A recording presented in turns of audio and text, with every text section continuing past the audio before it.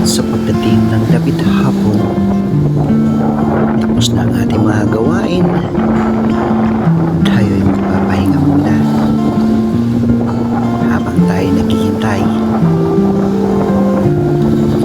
Tayo'y uupo muna sa tabing dagat at magmuni-muni para matanggal naman yung masamang panaginip sa ating buhay. Concentrate, tanggalin ang mga stressful na mga problema at isipin ang magandang kinabukasan.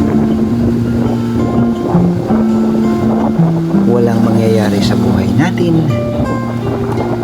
kung paiirali natin ang puot, galit sa bawat taong nagkaroon ng kasalanan sa atin. Bagkus,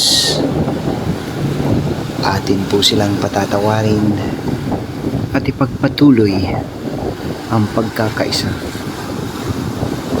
ng bawat tao sa lipunan na may magandang hangarin tungo sa kinabukasan.